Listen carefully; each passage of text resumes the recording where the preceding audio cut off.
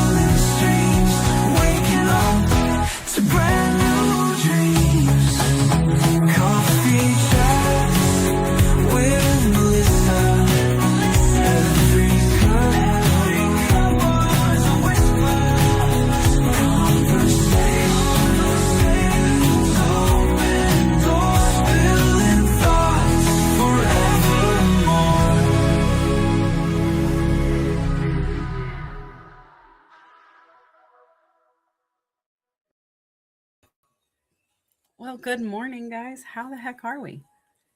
Can you hear me? Can you hear me now? I'm excited to be here. It's been it's been a 2026. I hope you guys are having a good one. I gotta say, it has been a year that came out swinging, not who, but that came out swinging. Um, Good and bad, right? I've seen some amazing, phenomenal things, and I've seen some not so great things happening in my network. And if you don't know what my network is, guys, that is my LinkedIn community. That's where I am streaming from today. I'm also on YouTube and Facebook and ready to help you guys if you need help looking for a job.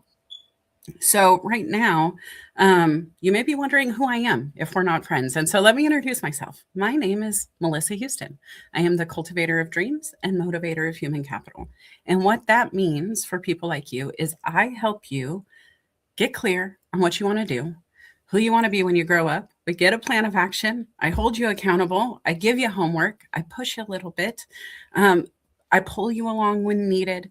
But truth is, I just help you figure out what that is. And guys, if you're not following it, please go do that. But the other thing you can do is check out my website, www.documentthenact.com. Document, then act, right? So write it down and then get to work. Hope that helps you figure out who I am. I don't want to spend forever on me, but please go figure it out. Go like, follow, subscribe, especially if you're on LinkedIn. I would love to get to know you. That's where I spend the majority of my day. Now, glad to hear it. Thank you, Erin. I was wondering, guys, I have new headphones. I went with this great deal that I found on this cute little pair of headphones for like $10. The plug and play. I knew last week I struggled and I was like, I'm just going to go hardwired until I figure out what I want next. So thank you for that sound check. Couple of things. Number one, this is an open space. So if you know somebody who's looking for work, somebody who may have their job on the line and they've been nervous and they're aware that things are happening around them, this is the time to invite them. Share the link for later. They don't have to be live. They don't even have to comment. It's not something where I'm going to make them participate by any means, but they should be listening. In my opinion, we all should be listening at all times, because even me, yours truly, has been laid off, and it's happened back to back. Life happens, and we can't always control what's happening around us. We can control how we respond to it. But even I have been laid off. And so the first thing I just want to remind people this morning is this is temporary. The biggest thing that I realized about myself when I was job searching was I have this incredible ability to forecast the future, right?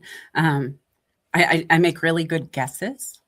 But sometimes those guesses weren't so kind, and sometimes they were really lofty, right? Sometimes I would dream of winning the lottery and never having to work again, and that was going to be my exit out of the applicant tracking systems. And other times I would think nobody's ever going to hire me. And so I just hope, if you're feeling any of those things, that you understand that, winning the lottery, I haven't shaken yet. I'll be honest. I bought a ticket. I hope to win tonight. But the truth is, I don't think that I'm unemployable, right?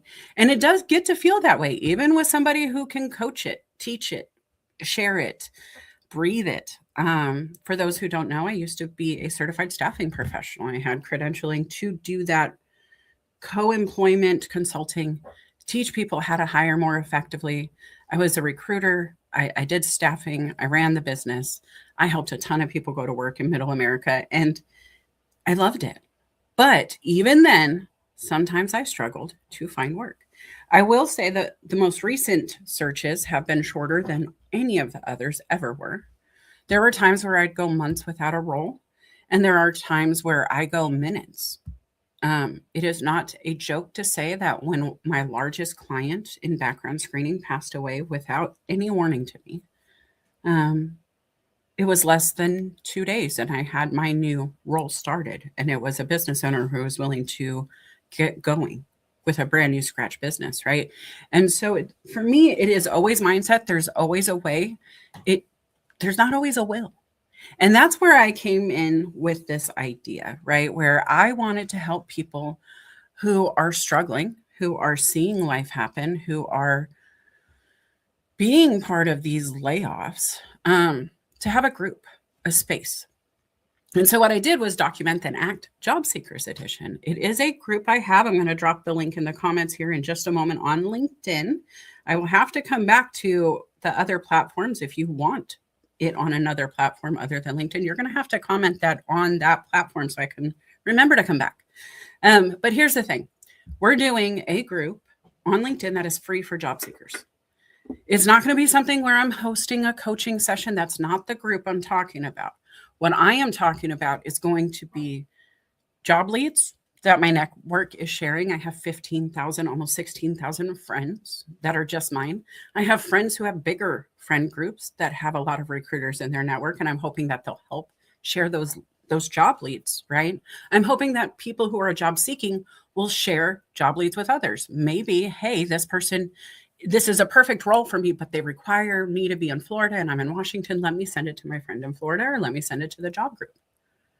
Action tips. Like, did you apply today? exclamation points. Those are the kind of posts you can expect from me, because this is me raising my eyebrow to you to remind you to get to work. You're going to be on your phone scrolling. You're going to be on those social media platforms, but not everybody's going to remind you, hey, you were supposed to be washing your car or cleaning your house. I will be caught on other platforms, and I will have somebody go, hey, you, go eat. Okay, you're right. I'm starving. I didn't even pay attention to that. Thank you so much. Or, hey, you, go put the washer into the dryer.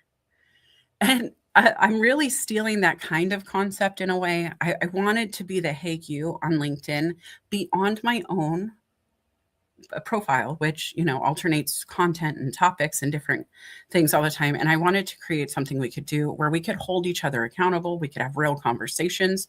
We can share really great things. I am not going to be the sole filler of this group, but I will absolutely make sure we're keeping momentum going.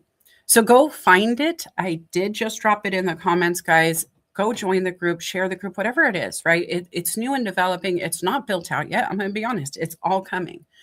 But this is a place where if you have been struggling to find the momentum to get going, I'm hoping that's it for you. I get up pretty early every day. I'm hoping that I can be the person who's like, hey, remember, this is something you need to be doing. This is something we are doing. You're not doing it alone. And when you see others in that group active, talking about, hey, I put in my 5 applications today, those call to action posts where we can engage and remind each other we're not alone. And yes, I had to put in 50 applications to get one interview in this market, because some of those industries are really looking like that right now. But there are others that aren't, that overlap 90% with the roles you want. And so that's going to be something else that I want to talk about. Really excited to get that stuff going. All progress counts with Melissa Houston. All of it.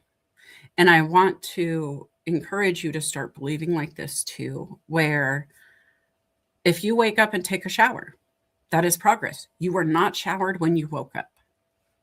If you wake up and have food, that's progress. You were not full or satisfied when you woke up. Your body needed fuel. It could be, hey, I just brushed up my resume. Hey, I just revamped the keywords in it. Hey, I just posted it to 2 more, job boards. Whatever that is, all progress counts. Sometimes the progress is just joining the group that may get you moving forward later. You are employable, guys. I just wanted to give this reminder because I'll be honest, when people have reached out to me looking for work, when they start talking about, being on the market for months, being in an area that's still laying off and not really turning around yet, it can really become a feeling of, I'm just not good enough. I'm not worthy. I'm not employable. They're not going to pick me. Right. And that's something you got to let go of. You are absolutely employable. You are absolutely being sought after. You are absolutely what that one person needs in their job right now to make the wheels spin. They may not know it. And you know that you're employable, and you know that there's a job out there for you. But how do you get found?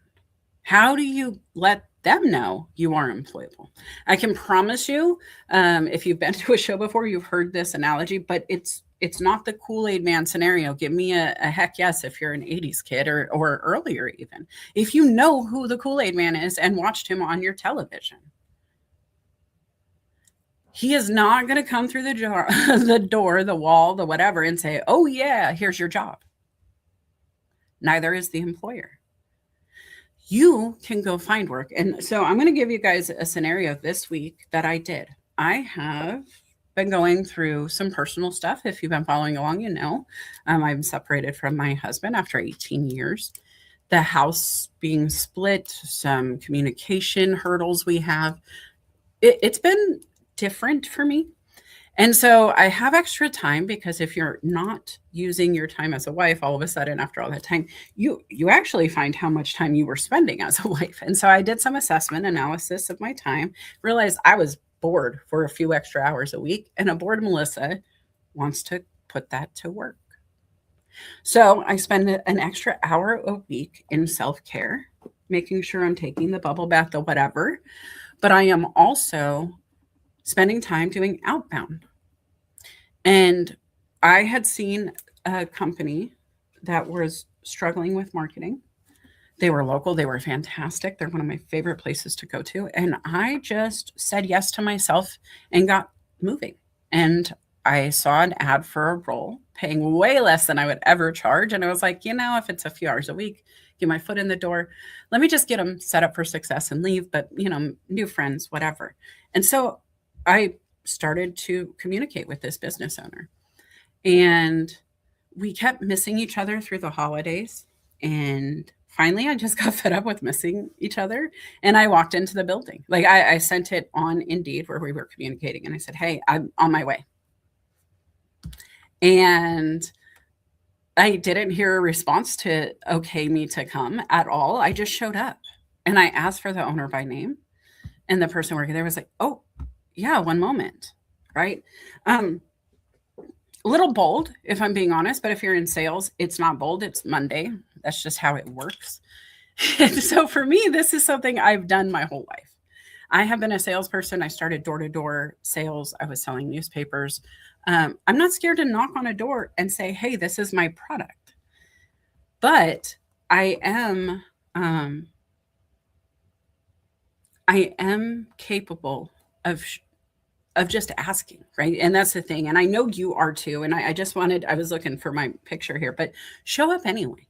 Even if they say no, you showing up is action and all progress counts. We talked about that. So when I showed up, even if he was busy that day, even if he's like, hey, we can't meet, he has a face to a name. He sees intention. He sees action. He sees willingness and eagerness and fun and passion, maybe. What did that do? It made him free up time. In that moment, I had to wait maybe 15 minutes or so. I'm going to take a sip of water. Hold on. Thank you. After about 15 minutes, he came out and he's like, hey, so what job is it you're looking for? He had no idea what I was doing. He hadn't even seen his message, right? And I explained to him why I was there. And I told him I'm here for a marketing role, but I would actually really like to just consult you. And all of a sudden, I watched the dynamic shift. And he's like, oh, okay. And I said, can I speak freely? And Felipe, freely around me. I'm very blunt. I can get it in and I can tell him how I feel. And so I asked permission because I don't really know this gentleman. And I just gave him some quick insights to what I saw. Things as simple as the blinds aren't all level and it bothers me. And if you're not paying attention to that detail in your window in the front display, what's happening in the back room? And to be honest, he picked me up and said, let's go see.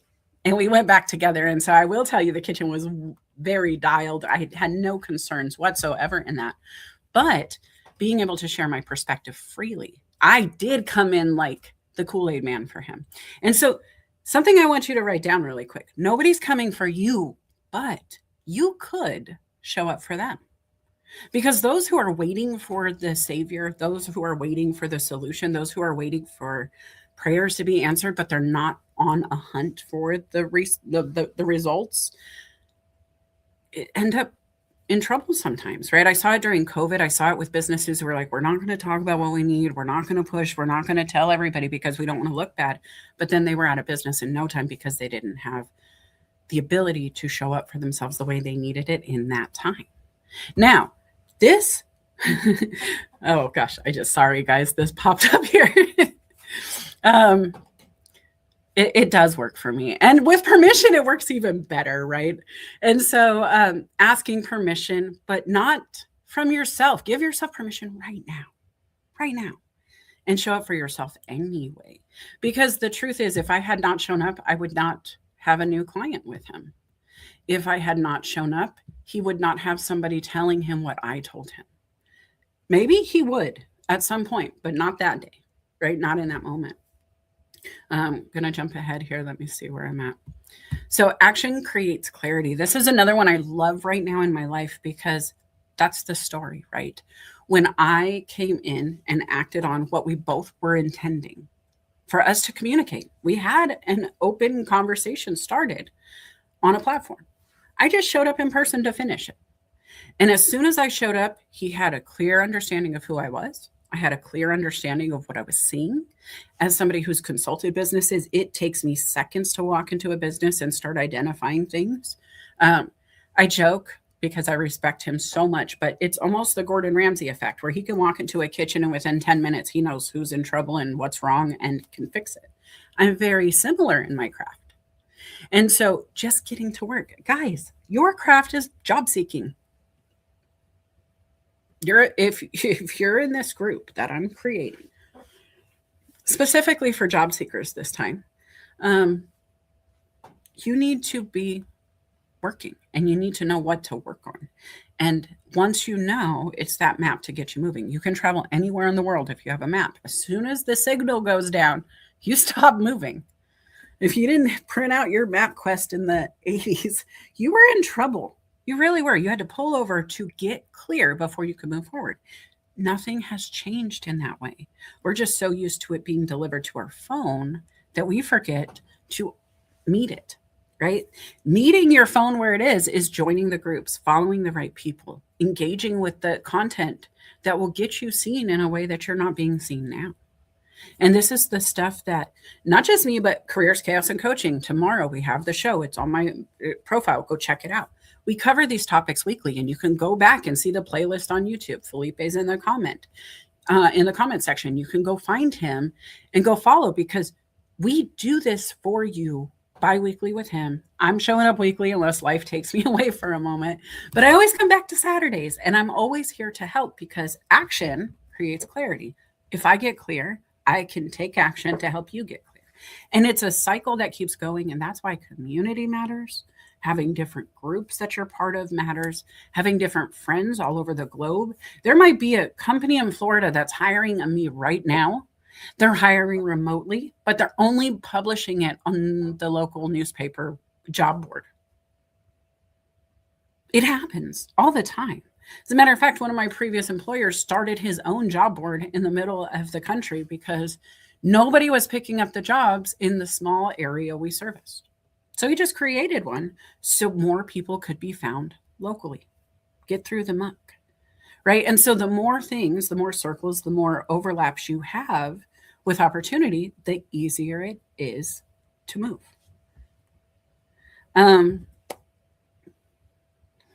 This is a shocker for a coach, I think. Like when I'm writing this down, I'm going to be honest, it really resonated. Most people think motivation, go, go, go, go, go, go, go, right? Inspiration and all that jazz is going to get you to the finish line, but that is bullcrap. BS. Full caps. I'd probably get kicked off the internet if I used all the words I wanted to right now because motivation dies.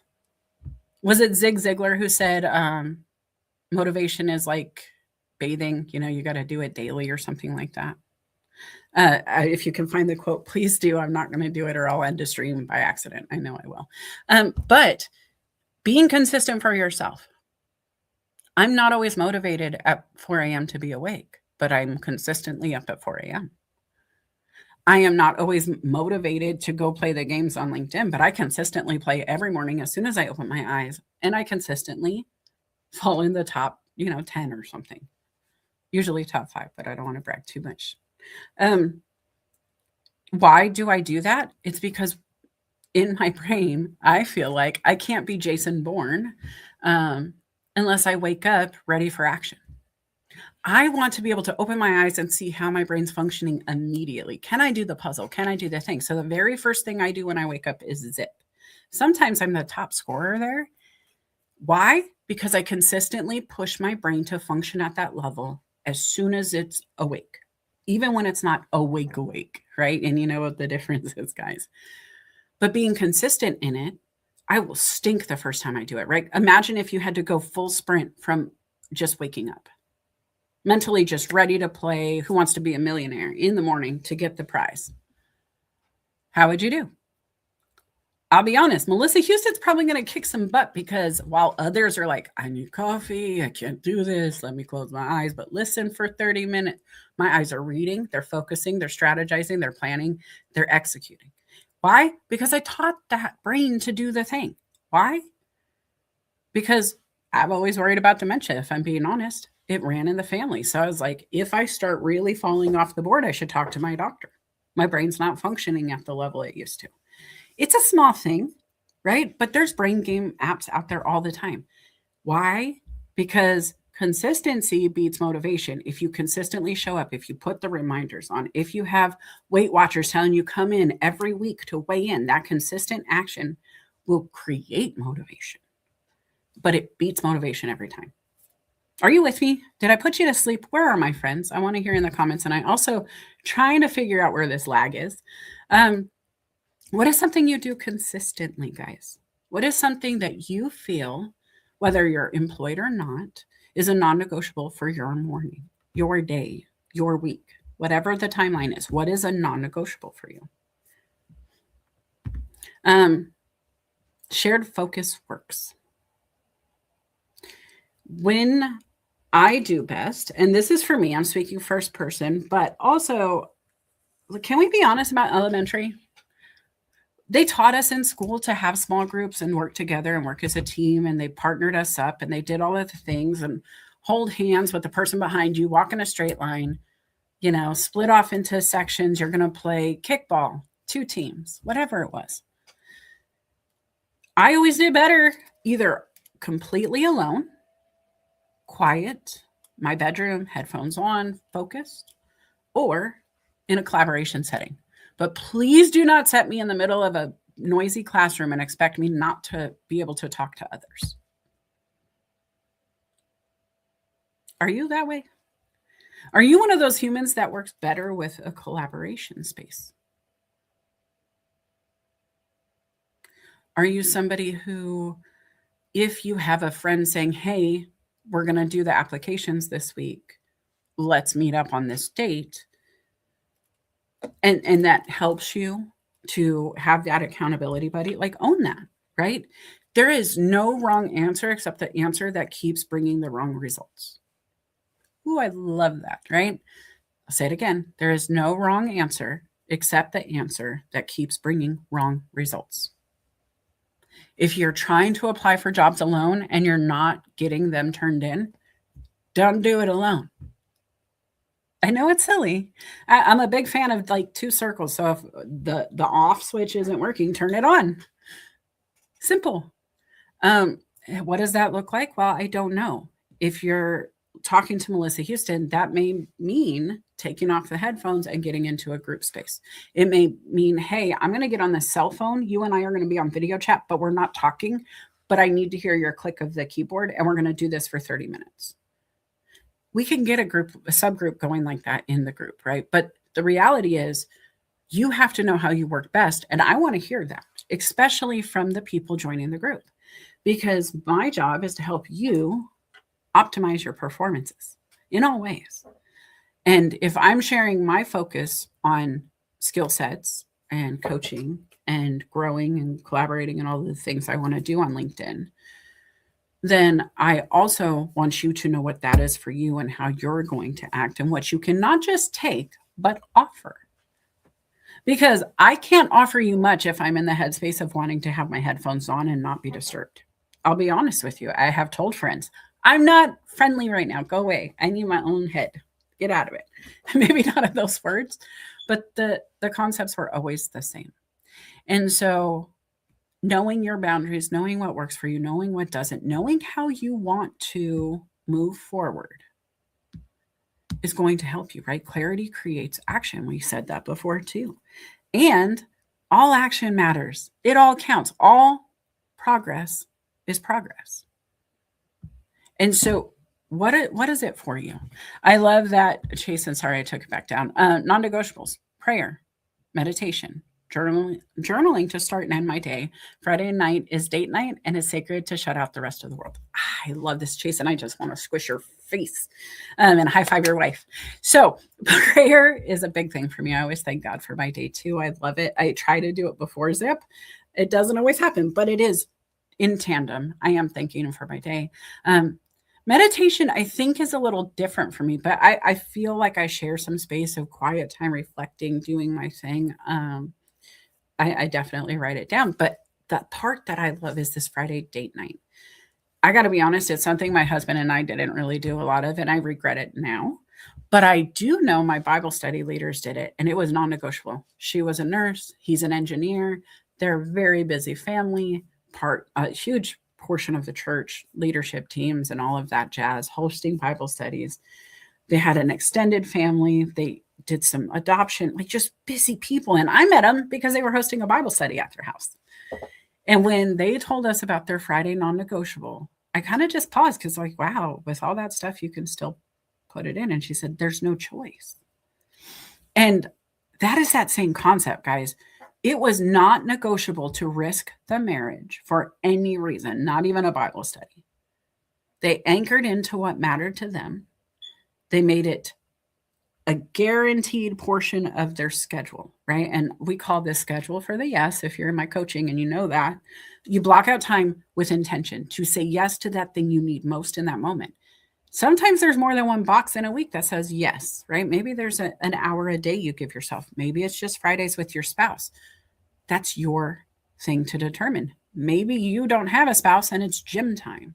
Maybe it's library time. Maybe it's, I don't know, paintball time, and you go hang out with your guy friends and shoot each other with paintballs. Whatever that is, just know it. And that is the other side of job seeking a lot of people don't talk about, is how do you make fun happen in spite of not having the ability to work, in spite of maybe not having the funding you need to go out and do paintball and whatever else, right? Do you have a space you can hang out? There are tons of ways you can find free engagement. A library, for example. Going into a library, you don't even need to know the people. There are a ton of people always busy in a library. You'll have just enough noise to feel the movement of a classroom, which, again, going back to elementary education concepts, we were taught to do. We were taught to work in groups. We were taught to have somebody give us a syllabus. We were taught to have our homework checked. And so if you find yourself feeling like, I don't know what to do next, I don't understand, I've never been here before, it's because they didn't teach you how to create a syllabus. They taught you to read one. They didn't teach you how to create homework for yourself. They told you to execute it.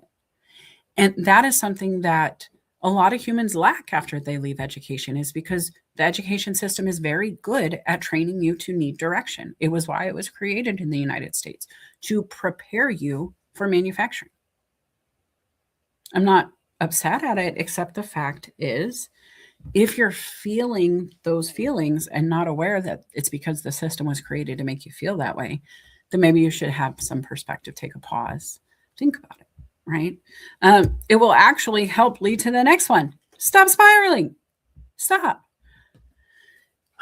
Do you guys remember the toys of the like 80s, 90s? I keep thinking about Beyblades. Do you guys remember that? My kids wanted Beyblades so much.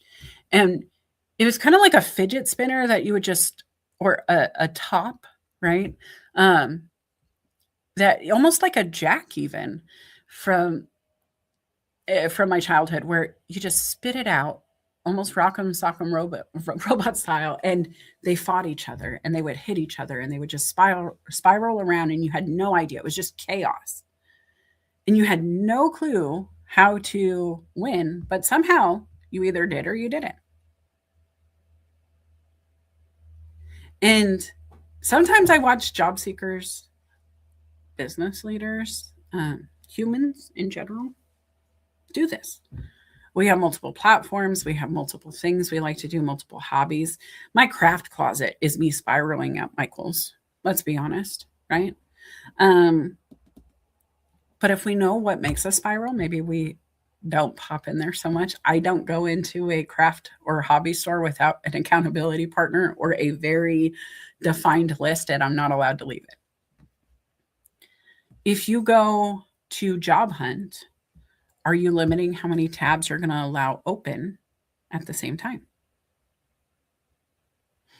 Are you going to apply for every job you find on a Tuesday, Or are you going to say, I'm applying for project management roles on Tuesday, and I'm going to apply for, management leadership roles on Wednesday? Because maybe you could do both. Or do you just show up and go, I'm going to apply for whatever the Kool-Aid man sends my way? You have to decide. And I'll be honest, every time I don't write it down, I kind of do whatever the day brings. There aren't a lot of boundaries with me. I can end up on a 2-hour call that was not scheduled. I can end up on a 30-minute call talking about something that has nothing to do with the day I was hoping to have.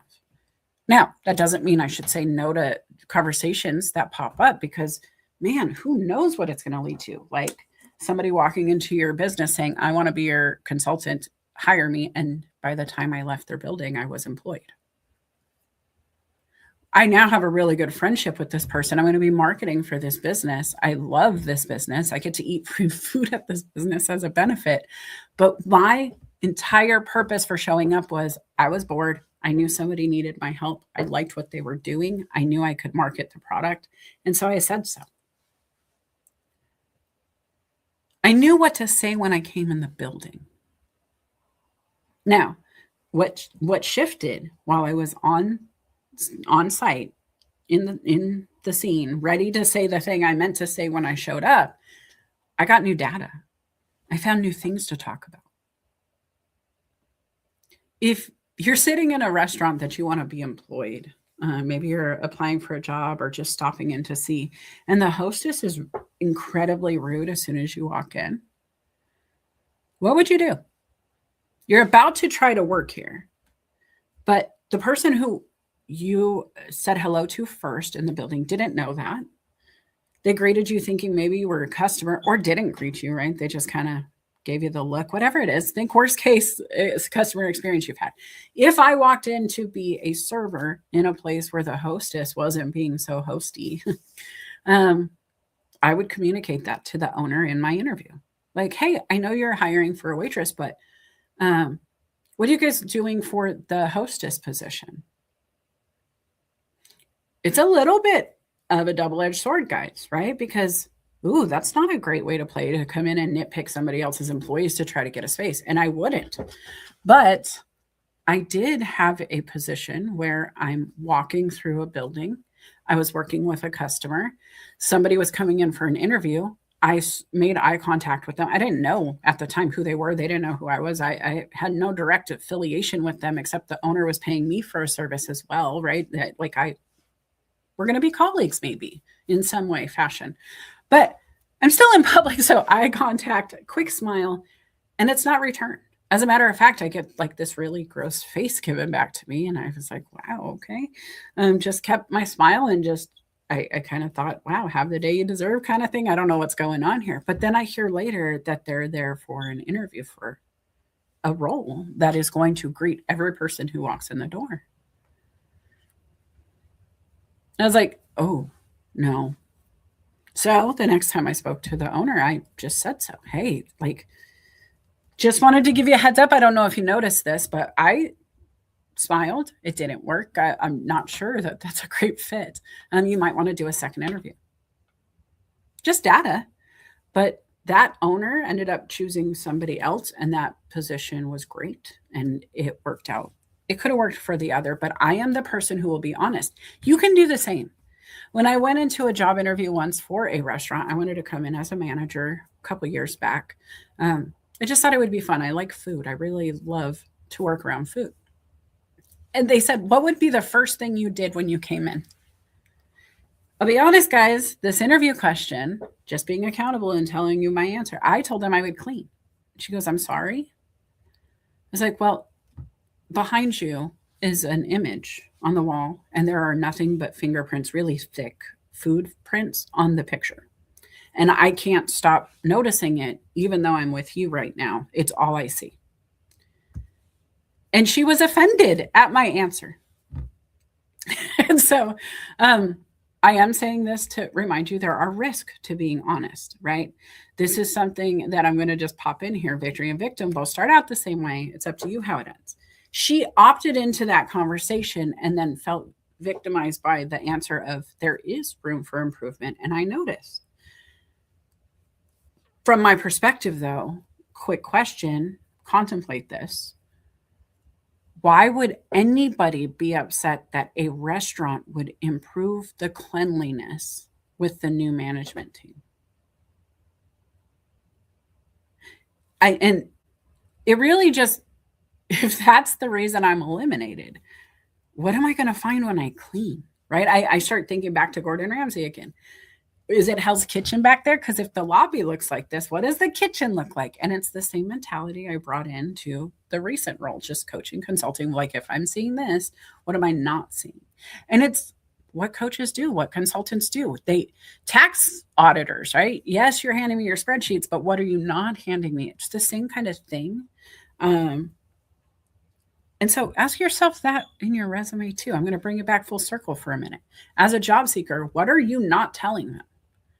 What are you not prepared to hear? If an HR person says, hey, I love that you want to do that, but your resume doesn't show me any of those qualifications, are you offended?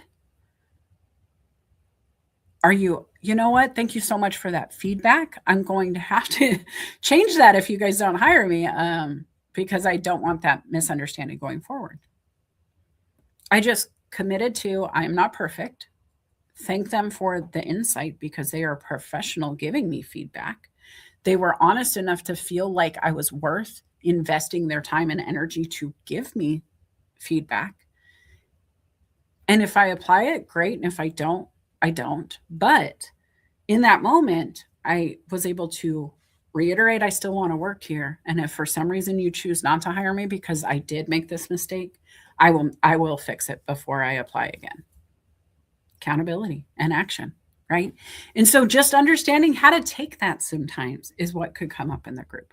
Having that conversation in the interview, we might have some of those really good answers, questions, some of those things that we could converse about, because that's really where it falters for a lot of people. You get in the door with your application, you get the interview, but then something goes wrong.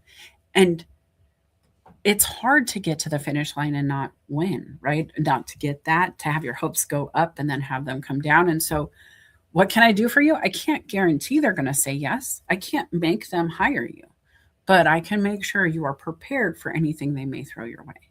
And that's really what I want to remind people, right? We're going to show up anyway.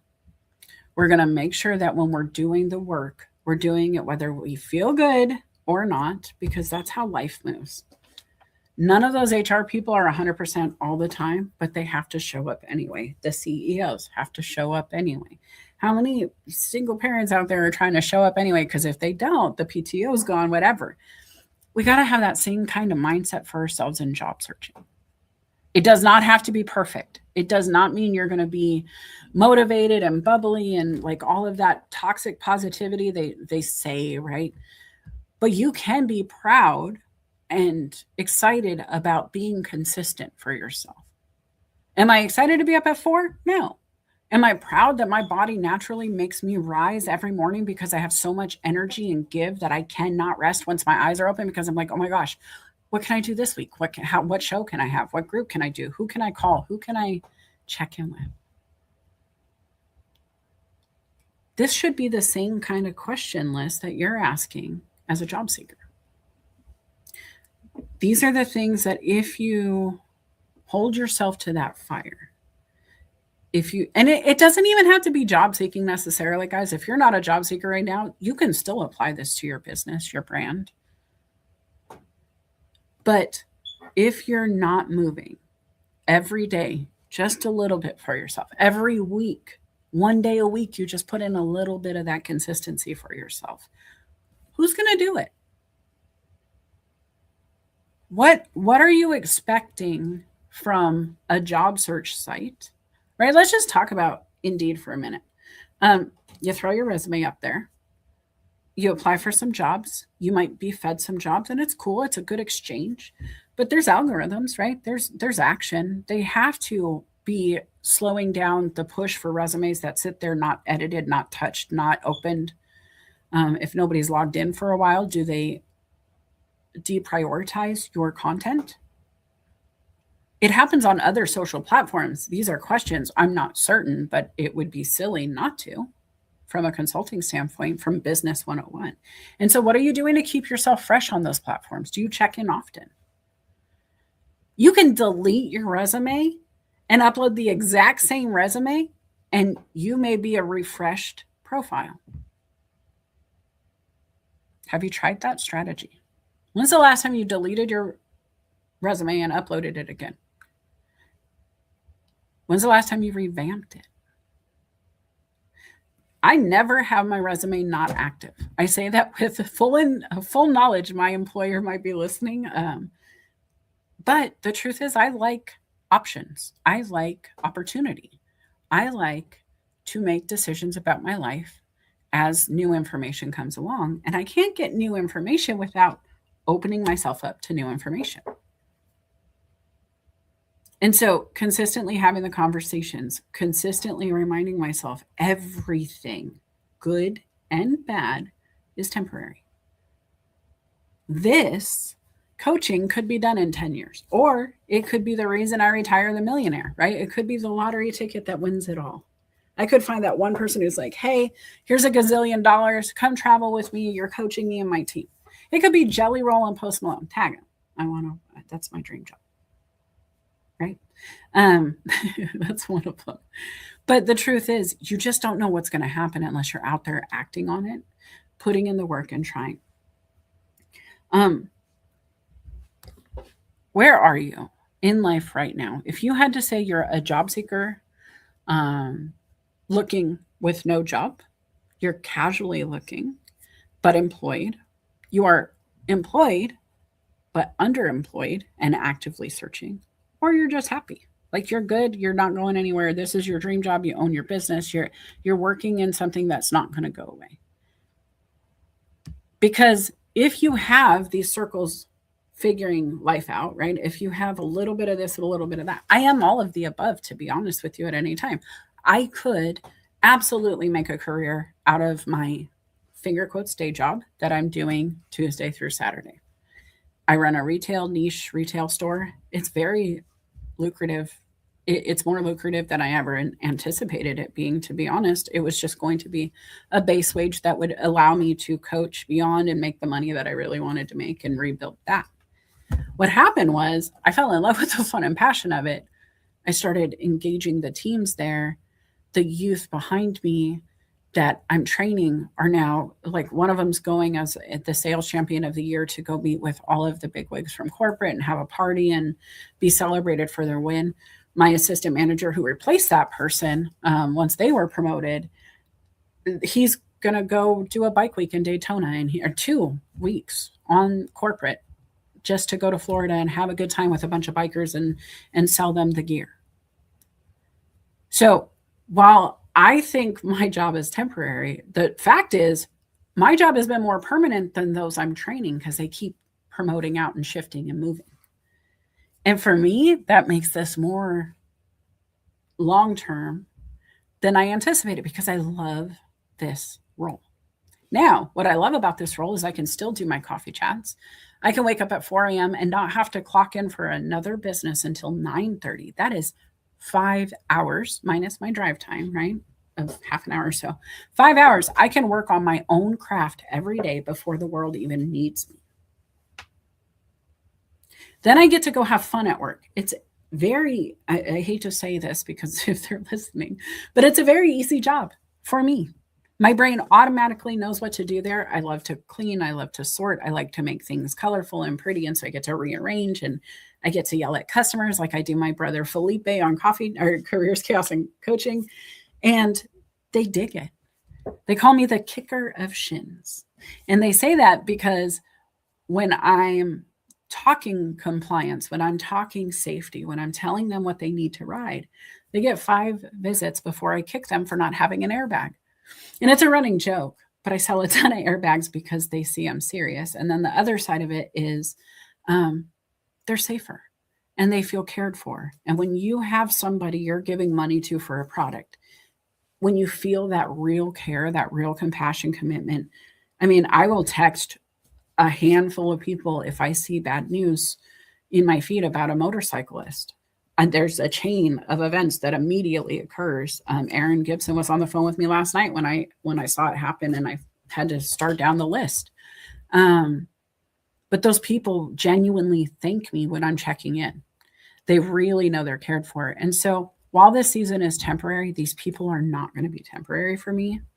I watch them grow. I can't wait to hear their journey. They still come tell me all about it, like the elementary school teacher you come back and visit after high school to show them your degree. It feels really good. And so think about that for you. I share my story not to make it about me, but this is what Coffee Chats is me living transparently to motivate and inspire and hopefully educate, right? My job at that role was under my pay grade, if I'm being honest. I've run businesses from a much higher level, like top right under the owner. That's been very consistent for me in my roles. To go multiple levels down from that, be in charge of just something, the small little circle in a bunch of circles, 160 of them nationwide, was different. It was an alleviation of chaos that I needed when my mom passed, my client passed. It was a lot, right? Businesses closing, COVID, all of the things happening. And I just said, I'm going to make it easy on myself. And I did. But I also found things that I didn't expect to find there. And I want you to open up your mind to that too. Because even though it may feel below my pay grade, the truth is it's not. My pay grade is doing, I'm doing well this year. Last year, the numbers were pretty good. Like there was some stuff that happened with the husband that changed incomes and how that looked. But the truth is my business is thriving here, or their business. And then my business is too. I have new clients. I have these things. I have annual clients who are paying me, multiples of thousands of dollars to help them grow. That's a win. And yet I'm still in my temporary season of working as a retail manager, because at some point I'm either going to be leading the managers from a district manager level, or I'm going to jump right into the corporate role because they know who I am and they see what I do. And they're going to go, hey, we're creating a role, or this is the role that we freed up for you, right? And with that mindset, guys, nothing is off limits. Everything's negotiable. Everything is one conversation away. And that's always been true for you. One conversation changed your life every time.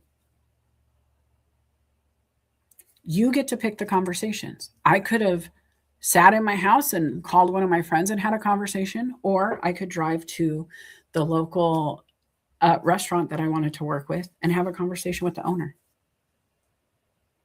I did both in the same day. But because I did that, I changed my season, right? There's a difference now. What's really exciting for me is I haven't really focused locally in Bellingham on people, unless they were at the motorcycle shop. So for me to diversify a bit and to meet other business leaders in a new way off LinkedIn, I'm excited. I can do LinkedIn Live meetups on site, and I have a restaurant to help host that. And the food's phenomenal, right? I only have that option and that mindset because I took action one day. I got up and I did something that made progress. And what's crazy is progress compounds, guys. If you look at every step you take as a circle and you just start overlapping those circles, all that progress adds up. You get to see a really cool picture. Imagine those pictures that are done dot by dot by dot. And then as you're like, you see a dot and they zoom out and you see more dots. And then all of a sudden you see a human, you see a figure, you see an entire picture, and all it was dots. That is every image you've ever seen. That's a pixel. That's all that is. Right? And so when you get to your life, pixelate the stuff, make it glitter filled. A lot of little circles overlapping, create some really cool sparkles, guys. What is it you're going to do for you? What is that job that makes you sound like me when you talk about it? I would love to open my stage to people who want to come up here soon. So if you want to join the stage, please message me on LinkedIn. I would love to know what's coming up for you. Have you been in a position? What was that journey like to go from unemployed to employed? How do you show up anyway? This is one of my favorite questions. What is that thing that you do for yourself? Because I'm not going to lie, guys, Sometimes it is, okay, I'm going to go get a caramel macchiato and I'm going to show up, but I have to be bribed. Or for my assistant, that the sales champion girl I was talking about, Sam, lady, um, she likes cheeseburgers and chocolate cream pies from Burger King. And if you give her those two things, she's going to show up. If you buy her a white monster, she's going to get excited and then she's going to show up anyway. Um, it doesn't have to be food. It doesn't have to be drink. It could be a phone call to your kiddo who is the reason you kept the job in the first place. It could be to the spouse who you're working to save the down payment on the house with, and you know that job longevity is part of the application process for the house, and so you have to keep it, because without it, how are you going to qualify for the home? How do you show up anyway? And do you know what would motivate you to show up in spite of? Because that's the hard part for a lot of people, and that's where coaching really can help. I think having the group just remind you to show up can help, right? If you don't have something you know you can tap into, that could be a resource. Go find it in the comments. If you haven't, I'm going to share it again soon, but this is what you can search for in the search bar to find it today. Oh, look at it. It almost looks like Mickey Mouse. I didn't mean to do that, but the overlapping circles. Hi. Anyway, I'm going to LinkedIn here to see, but guys, some of the things we've talked about, right? You're not behind. That's the other thing I want to say is it feels like you're behind when you're not employed. It feels like you're not able to get the thing done you need to get done. And it feels like you always have this to-do list that never ends. But the truth is, you're in the same spot a lot of people are. And while the bills might be behind, if you're actively worried about the bills, if you're actively acting on getting those worries taken care of, if you're actively moving to alleviate problems, you're not behind. You're on time. You're doing the work. A firefighter, for example, right? The house is burning. We all know it. You lose your job, the house is burning. I don't care who you are, unless you're very wealthy to start, unless you were lucky enough to get a couple, 100,000 put away and you never have to think about it. One medical expense can change your reality, right? And so when you think about it, all you can do is show up for yourself every day. And if you're ready to show up, if you're willing to contemplate the different paths you have, if you're willing to have the conversations that will take you out of this moment, you're not behind, you're already moving forward, right? You're already getting going. And that's a beautiful thing. It is temporary. You will not be unemployed forever. It is impossible for it to always not work. But there is that definition of insanity, right? Doing the same thing over and over, expecting different results. I don't want you doing that. I don't want you to think that you can just tap the same Indeed apply button over and over and get somewhere. That's not how it works at all. And so what are the actions you're going to take that are slightly different every day? Is it a different industry you're applying for? Is it different zip code? Maybe you drive an extra 5 miles in your search parameters. Who knows? You might be 5 miles outside of the biggest boom in your town because you're not willing to drive 2 extra minutes, 3 extra minutes. Have you opened up that search? Maybe they misposted the job and you have to put 100 miles for them to say, hey, yes, you have to live in Gainesville. Or if you're outside of Florida, you can be remote anywhere. You don't know what the algorithms are doing unless you understand it all. And if you don't understand it all, please test, please change, please edit. Even in those dating apps, give me a thumbs up if you've ever been in a dating app, guys. I have helped a few people go through the dating world. And what I know is they have search parameters, right? You can put, hey, I'm looking for this scope of ages. I'm looking for this kind of person, even height. Right? There's all these different things you can say you're looking for. Has kids, don't have kids. The parameters can be edited. It's the same as your job search, right? Maybe you've been saying, hey, I only want jobs that pay 100,000 and more. But what happens if you put 999, and you just make it nines, 1 digit less? They do it with housing. You don't want $1 million home. You want to come in $1 under $1 million. Why? Because that's the scope the app gives you. And as soon as you cross over, you lose the entire first step. Are you changing your parameters? Are you changing your filters? Are you thinking strategically? Because if you miss it by $1, would you be mad at yourself? If you miss it by a mile, would you be mad at your dream job slipping through your fingers? Have you ever been asked these questions by anybody who's ever made you think about job strategy? Be honest. If you have, great. I would love to meet them. They should probably help me post in the group.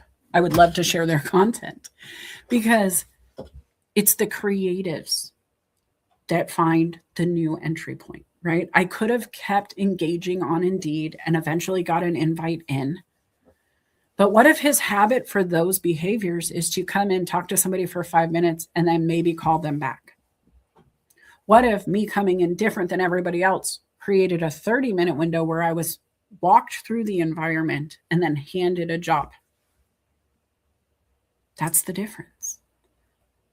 I am a GED and a smile. I want you to pause on that. I know there's a few of my friends who are groaning because I said that out loud. They hate when I say that because they think it sells me short. That because of my knowledge base, just saying GED takes away from it. But the truth is, it empowers me to know that you, and finger quotes you guys, you have businesses out there who will not hire a me without a degree. You can't even apply without checking that, yes, you have a bachelor's degree or an associate's degree. But I have clients who have both of those boxes checked and higher levels checked who have come to me and said, I don't know what to do. And so I giggle when I see that they don't realize they don't know what they want. What they want is education, and they think it comes from schools solely, exclusively.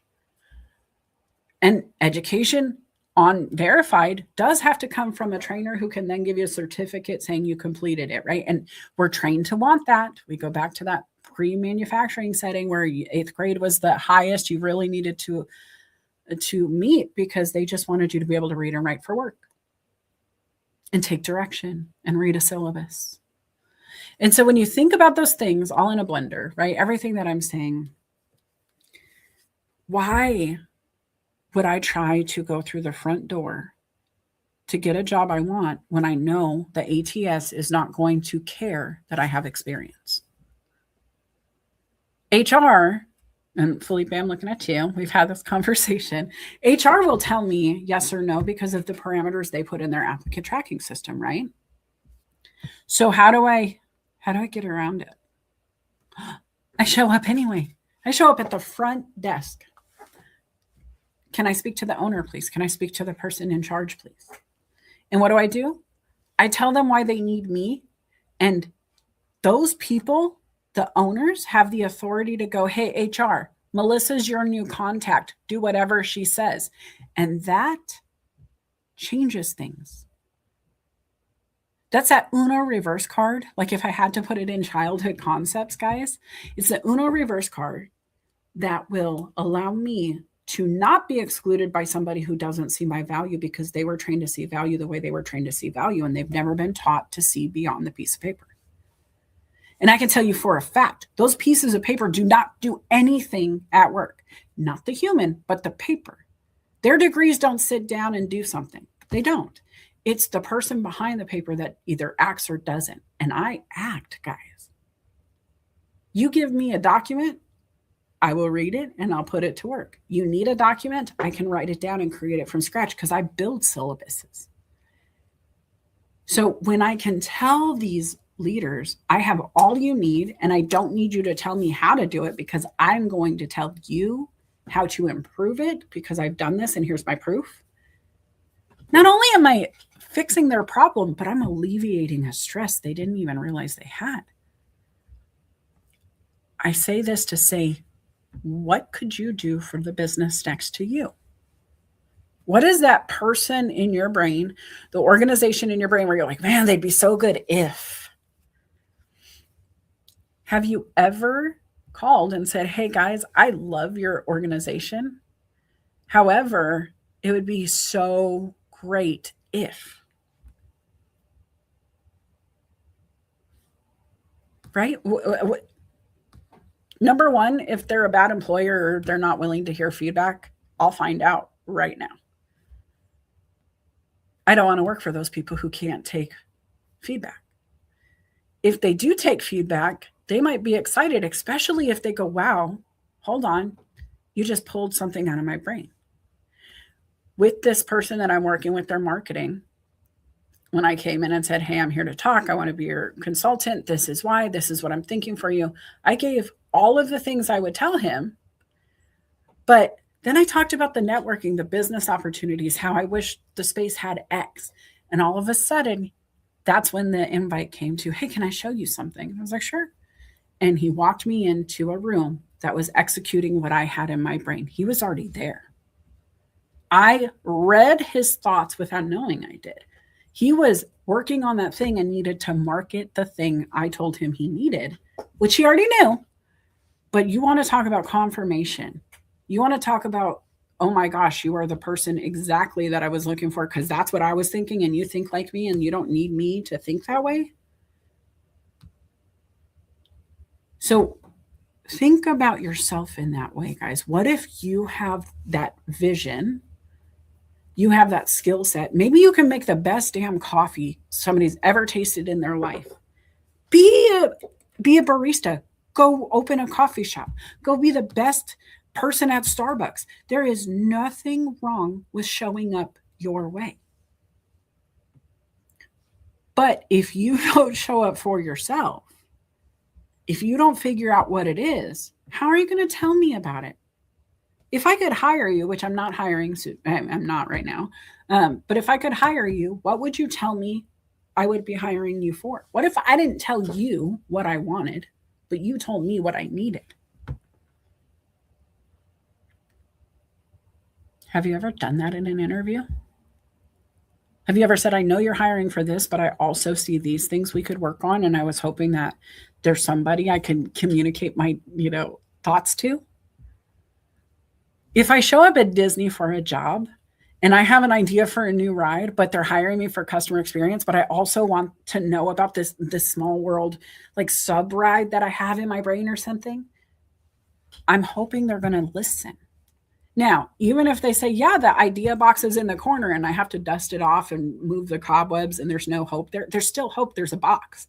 Then I want to be like, who's in charge of keeping this box clean? Hey, can I be in charge of collecting the ideas and talking about it with the person who collects the ideas and talk about it since nobody's keeping the box clean? Showing up unexpectedly, not asking to do everything in all ways. But if you see a path to have a conversation that somebody else is not having yet, why wouldn't you? Imagine the power as a leader. If you guys have ever led a business, let me know. All right, just drop it in the comments. Yes, I've led a business, whatever. What would you do with that kind of feedback from a new hire? Somebody who, or an applicant even, right? Just somebody who's here going, wow, I love this place. I'm here all the time. I want to do this.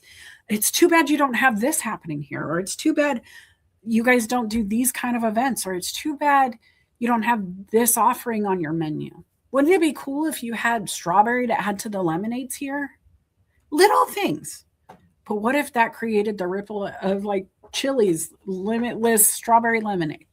None of this is sponsored, by the way. If you guys want to send me a free Chili's, I'd be happy. Same with anybody else. I talk about Disney. I want to go on the rides. But think about that, guys. What is your resume giving them that others are not? Because if that's your first step in conversation, if that's exactly how you're going to open the door to talk to them, because you don't want to knock on the door like I did, you don't want to just show up in a building, what is it? What is the thing you would do if you didn't get paid for it, but you had to do it anyway? Like volunteer only. What would you do with happiness, with gusto, with intention? How would you give back? And what would that job be? And it has to be a job of some sort. But where would you spend your time? Because if I'm being honest, the reason I picked Komodo, which is where I work. They own Cycle Gear. I run a Cycle Gear. It's a motorcycle shop that does helmets and jackets and different products for your bike, shoes, and all this other stuff. The reason I was good with this job was, one, I like to do training and development, and I knew in a college town I would have a lot of young, brilliant brains to play with. And I mean that with love and just to mold and Play-Doh style, right? And to plant seeds in those brains, to watch them sprout the concepts of their own after they figure out how to build a syllabus and how to take action without having to be told. Because that's really what I love to teach in retail, is just for them to think like I think and to be proactively thinking like my boss thinks and his boss thinks. Because if we're proactively thinking ahead, we're not shocked when they say, hey, we're going to move this around. We're going to do this. This is a problem. Let's fix it. Because we're probably part of the people going, hey, did you know this is a problem? Right. And so when you teach 18, 19-year-olds, that's where they're coming in at, to think like that as problem solvers, solution bringers, proactively preventing the boss from coming in, shaking a finger. You start creating a ripple. And that is a gift that I love. But the other part of this business, beyond the training and the coaching, was the fun and passion of the industry. There is a very unique community that is built around two wheels. There is a brotherhood is what it's called, right? But there's a lot of sisterhood things going on. So this just family of people who show up for each other, who automatically know you're in, like they wave at each other intentionally. You don't wave at other people in other cars. You might, the Jeeps and the Ducks, there's a comparable community. But if you put your helmet behind your bike on the road, any rider knows they are required to pull over, kind of thing. And there's this unspoken rule there. And I love that concept. I love the passion they show about putting new fun, cool things on their bikes and their new cool helmet tools and their new cool rides they went on and the new cool places they've taken pictures of their bike. I love the same thing about the people who snow ski on Mount Baker, where I live, and ride in kayaks on the rivers and the lakes and the oceans out here. And I don't want to do any of that stuff. I just want to watch them do it. And I get paid to. I get paid to help people match their jacket to their boots to their bike. I get paid to make sure that it's going to keep them safe, but then to have as much fun and passion with them as possible, because it is fun and passion. And why shouldn't we have fun when we spend our money? Those things, guys, that conversation of fun and passion is what got me in. Consistently being willing to look for fun and passion and showing them throughout my entire life. It doesn't matter what my passion becomes. I can sell fun and passion in an interview. And if I get passionate about your business for any reason, whether it's the macaroni and cheese, whether it's being able to talk crap to the customers and they don't get mad at you when you tell them they're being dumb or something because they're riding silly, right? They don't get mad at me when I yell at them. They love it. They come back for it. That's a gift. And that's something to be excited about. Maybe you get to color all day with kids in your job. Maybe you get to serve coffee and it's your favorite thing in the world and then you get free coffee. That's okay. That's a beautiful thing as long as you enjoy it. And then you give your best. Action creates clarity. Don't know what you like? You're listening to me going, yeah, well, that's easy for you. Cool. Well, it is easy for me because you know what I do? I'm like a Costco sampler, right? Like when you walk around Costco, they feed you a bunch of stuff hoping you'll buy. I do that with life. I try as many things as I can, as often as I can. I have a 3 strikes rule with my action and trying new things. The first time I don't like it, okay. Acknowledged. Could have been I wasn't in the mood for it. It could have been the wrong chef. It could have been the wrong day. The temperature wasn't right. It was frozen outside. Why would I want your ice cream? Who knows, right? Second time, again, trying to figure out the overlaps. What didn't I like? Was it consistently the same thing I didn't like? Was it something new this time? Were we in the same place? Did we try a new environment, a new recipe? Was it mom's same recipe from last week and it hasn't changed? The third time, if you don't like something after 3 times, you're probably right. right? If you have changed up as many variables in trying it, you went to a different restaurant, you went to a different human, you went to a different country or a different mindset, whatever, and it didn't work. Okay, great. But that's clarity. If you know you don't like it, stop doing it.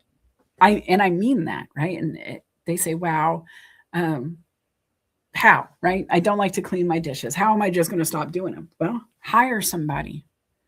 How bad do you dislike it? If it's so bad that it's a problem for you to get it done, get help.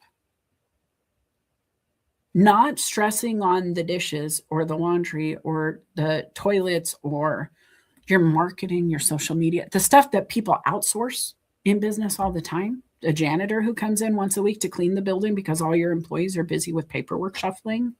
They don't have time to clean. That's legit. In retail, often they will have an outside company come in and do their inventory audits because they don't have the bandwidth to have the team in the store do it without making a ripple within their organization. Or they have them do it and they have to shut down shop and then the employees pay the difference. Sometimes that happens, right? But if there's enough employees complaining, corporate has to listen. The owners have to listen. And so even the action of conferring with leadership and explaining what's not working, that can create it in your house, in your groups, in your mind. If you're having conversations but nothing's changing, you need to get to work. And the only way I know to get to work is to write down what you're thinking, doing, feeling, wanting, and then move.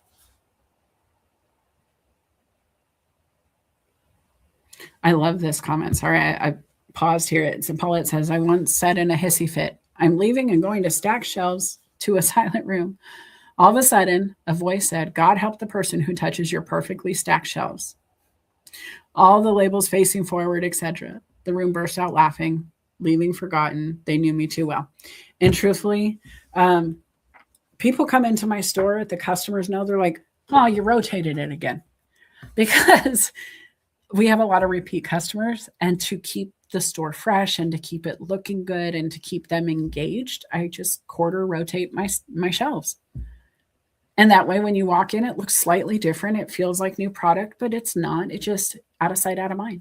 I make it easy to find. You need to make yourself easy to find, guys. Do a quarter rotation each week too. Make it look fresh. Go in and delete it and repost it. When is the last time you guys did that with your resumes? If you're job seeking, really ask yourself these questions. I'm looking here at both comments. If you guys want to join the stage, you have to message me on LinkedIn so I can shoot the link over. It's easiest for me. But did you find the group? I'm going to go over here on the group and see how we're doing here, if anybody has found it. I have one member, guys. Where are you? Where are you? Go share this group for me. I want you guys to tell job seekers about it, because without it, it's not going to do us any good. I'm not going to build something where nobody's going to show up, especially when I know there's so much value there. So I'm going to drop the link again for the group. Hopefully you guys will share, comment, whatever it is about it. And then I also want to just do a quick renewal. If you're new to Coffee Chats with Melissa, this is done each week. I have a different topic every week. I try to find stuff that people need to talk about. And this week we're talking about a group supporting job seekers, one that I have started to give tips, tricks, motivation. This is the name of the group.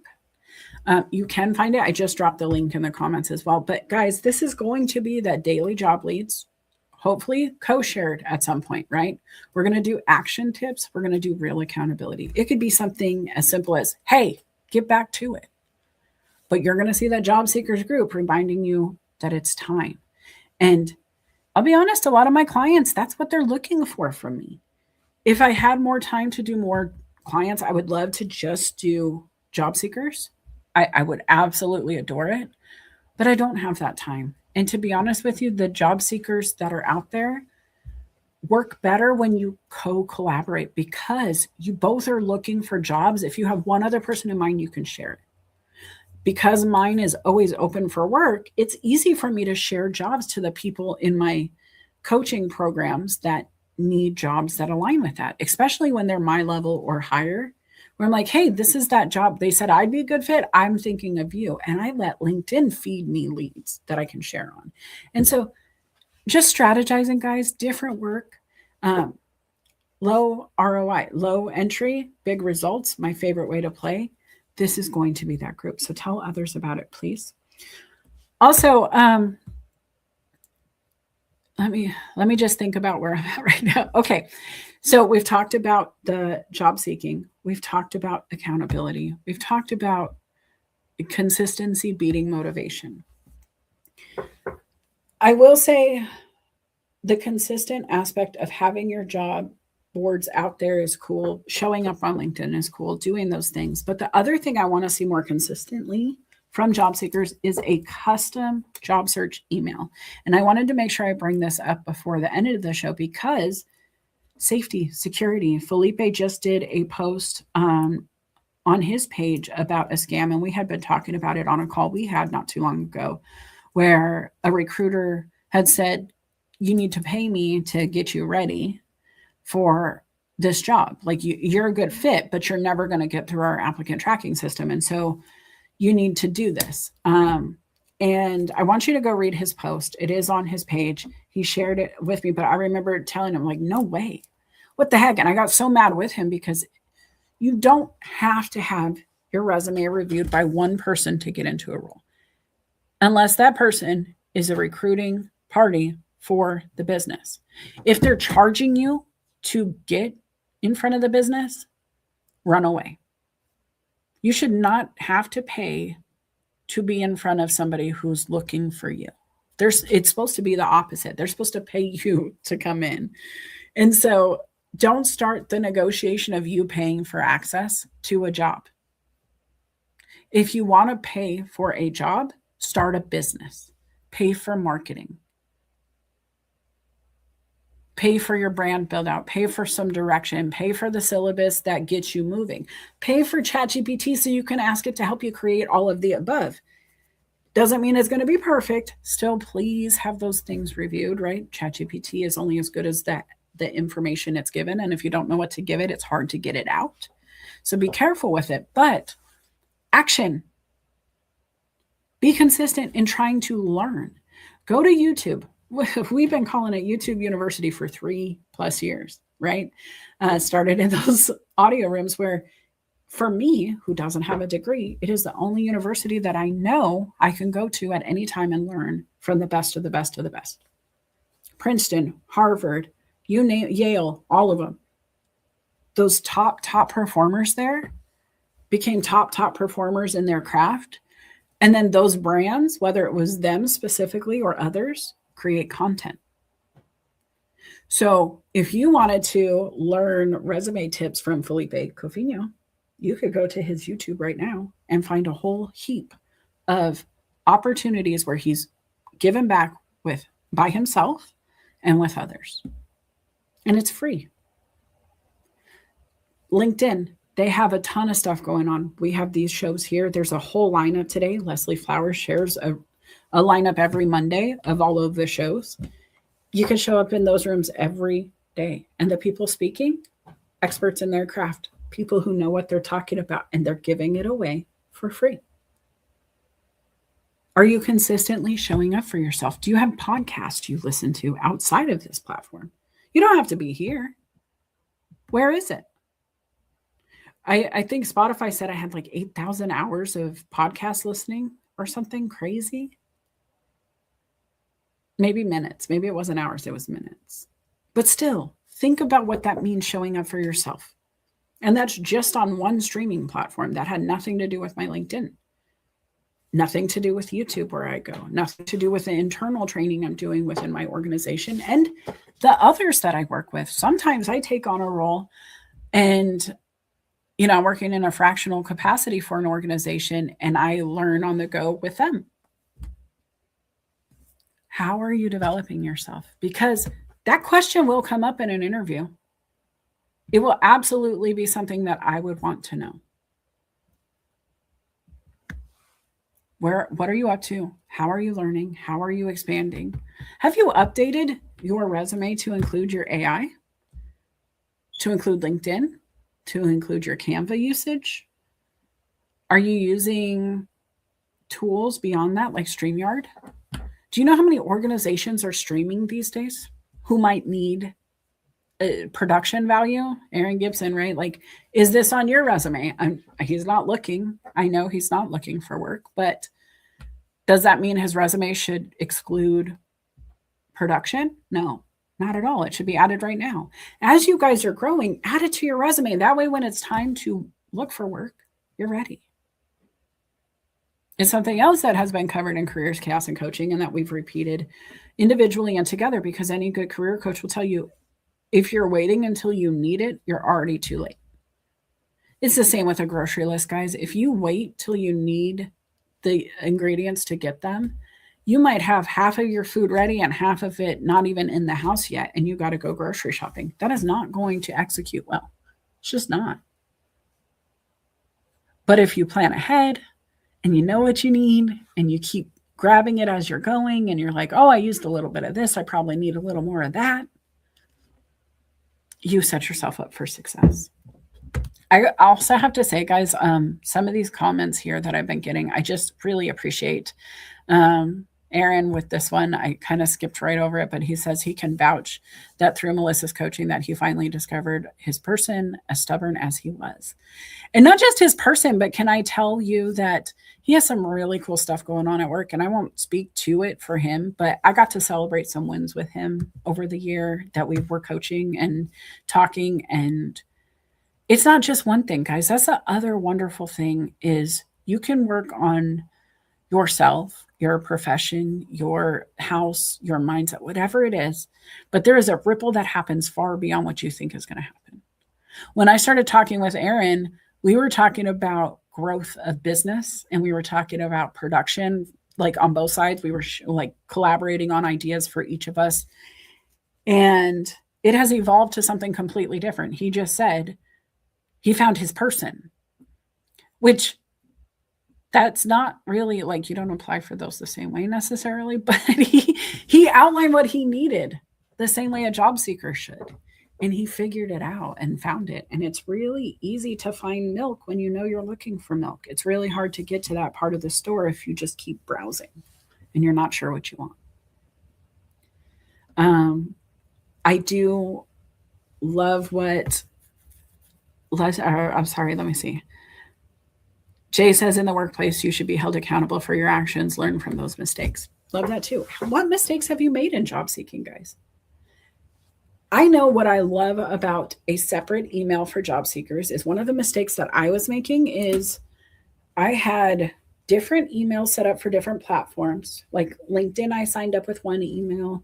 Maybe Indeed, I had a different email when I was looking at the time. I didn't even have the same last name. I got married. And so I've changed my name, and having different emails, different last names, it can be really confusing for a recruiter. As somebody who's recruited before, I know. And so just cleaning that up, I went and I found a specific job searching email, one that is monitored. It will not be put into junk. All of those Indeed and LinkedIn and all of that, even if it goes to junk, I'm still looking at that junk with intention, because I know that's where the jobs come from. And the new contacts are most likely to be marked as junk. And so best way forward is to monitor that email very closely. But if you're like me, you probably have more than one. Drop a number. How many emails do you have? You don't have to give them to me. Please don't drop all your emails. But just how many total can you count that you have personally? My hiccup, my mistake, the accountability I needed to take initially was I was using multiple emails on multiple platforms, and I was not watching all of my emails as successfully as I should have been, especially with the actions I was taking. And so sometimes I'd be upset I'm not getting anywhere, and then I'd go in and I'd start looking through my emails, clean out my junk, and I had interviews offered I never saw. So not only in work, but in life, guys, are there things you've done and you're like, crap, how did I pull that off? How did I do that? How did I get to a point where I did all this work, but I wasn't ready to cultivate it, to bring it, to harvest, right? Um, Learn from my mistake. Make sure you have that separate email, and also set aside time. If you apply for jobs and all you do is click easy apply or apply now, apply now, apply now, but you never go back and read your messages, you never go back through your email, if you never go back and revisit what's working, what's not. If you apply for 100 jobs and get 0 responses, change the message. The other thing to maybe think about, and this is why I want to do the group, there's so many tips that can happen, but another thing is maybe you know which resume you're using. If you have 3 resumes and you're applying for jobs and you're not tracking which resume you submitted to which company, and they expect you to bring a copy with you, are you handing them the same resume or a different resume? Do you even know? So having a spreadsheet or something where you track, it could be a piece of paper, I don't care, figure out your method. You can have a highlighter for each resume that you have, like resume 1's blue, resume 2's green, resume 3 is yellow. And when you apply for a job, you just highlight the color of the resume you use. That way, if they call you, you know which one to take. You can figure out a method. You have to have a strategy. Find one that works, write it down, keep track, because if you forget what color means what, we're in trouble. But make sure you're being proactive.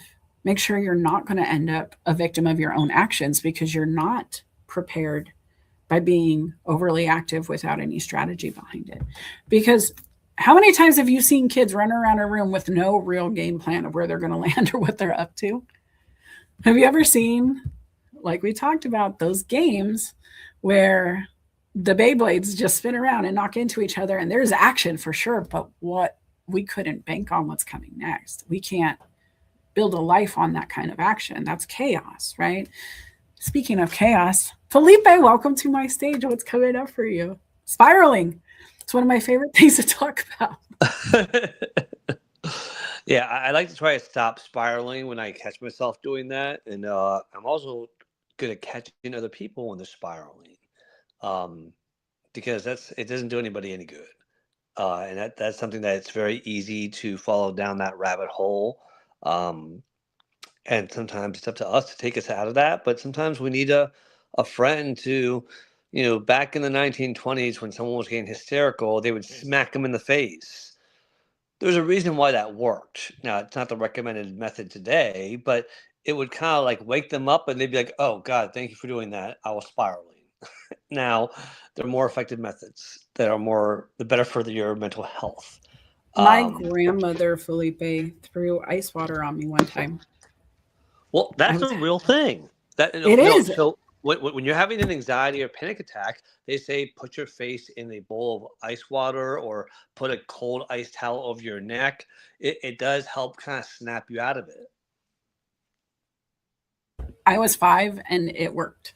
But I will be honest.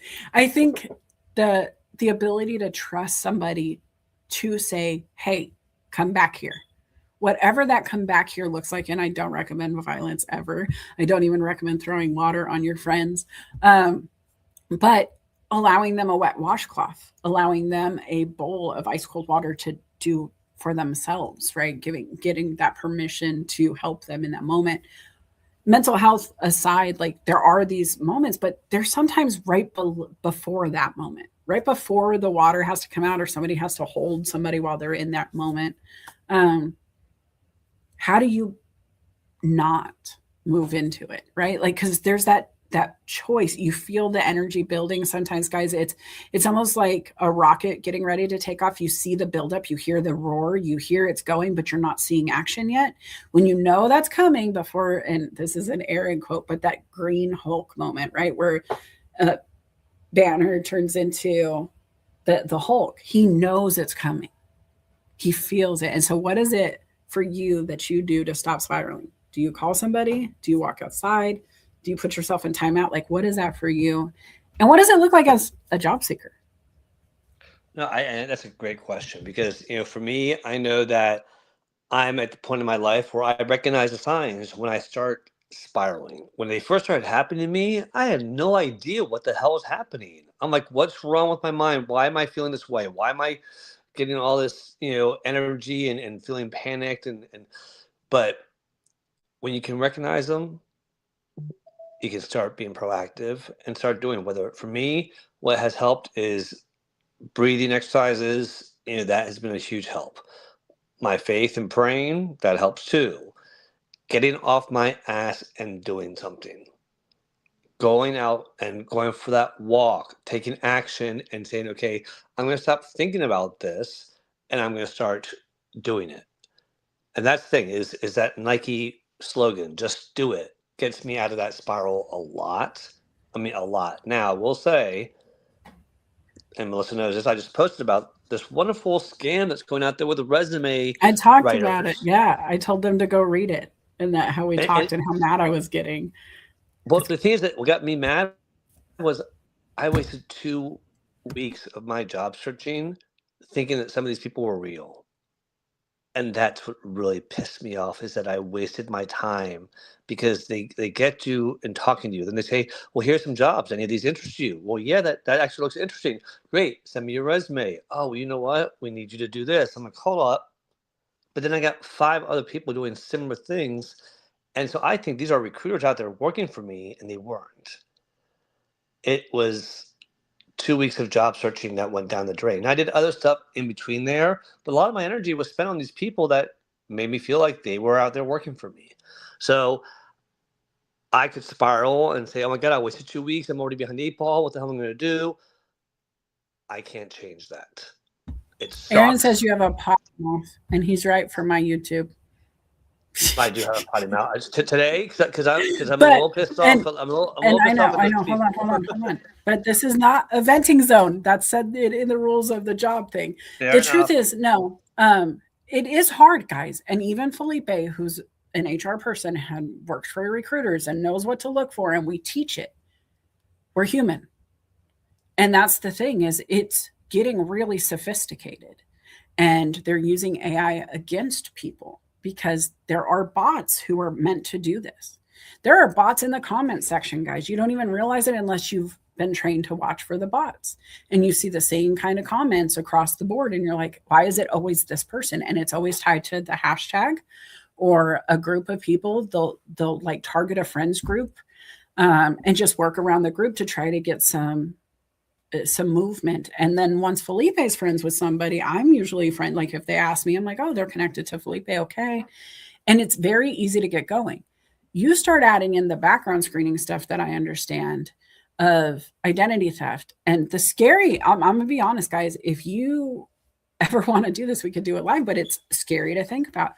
You can give me a name of somebody, and within 10 minutes, I can tell you grandma's name, the city you live in, grandma's dog's name. I can get into your bank account because Felipe worked for banks. It's always, what's your pet's name? What was the mascot of your high school? What is grandma's maiden name? Your mother's maiden, whatever. And your first car. All of these questions are asked on Facebook 20 million times a day by those people we're warning you about. And when you think, oh, I'm on Facebook and I'm just bored, and okay, yeah, my first car was a Chevelle. Well, guess what? I go to your Facebook profile. You told me where you went to school. I can quickly go figure out the mascot. You already tagged your mom as a relation. And guess what? She tagged her mom too. So now I know the maiden name of your mom. I know what city you lived in. I know where you've worked. I know what restaurants you've reviewed on Facebook. I can take your email or your contact information from Facebook and find your Instagram, no problem.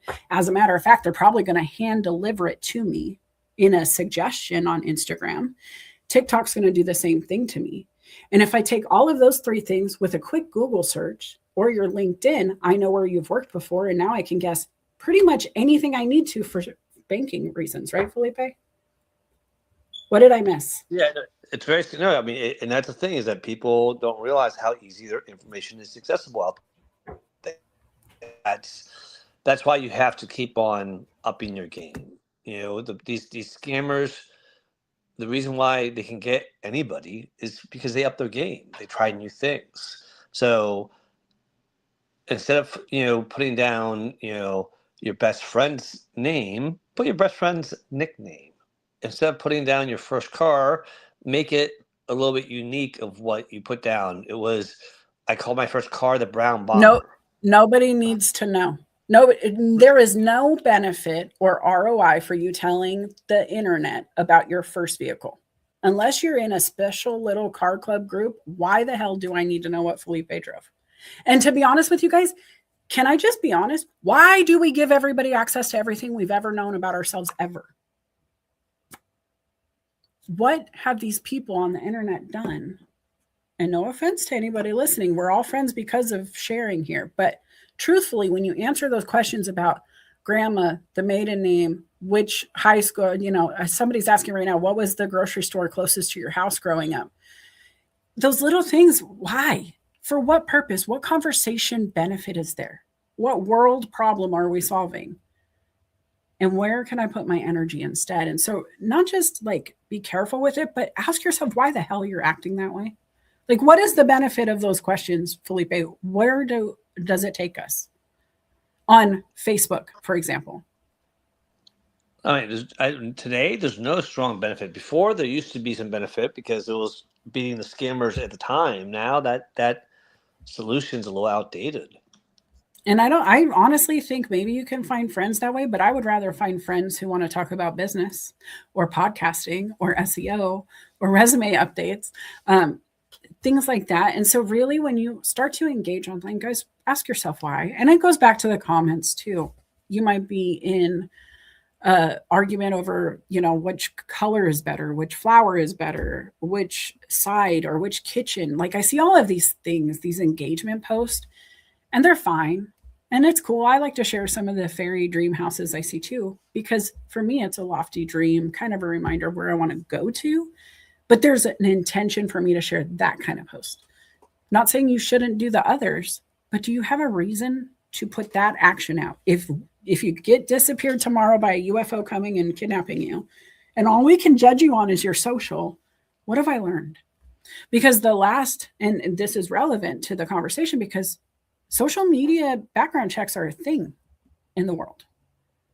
I hate to admit it, but if you're going to be the face of a company, if you're going to be affiliated with a company, there is always a social media policy in that handbook. And if there isn't, they probably don't live on the internet at all. And they probably like work in a field and don't do internet with their business.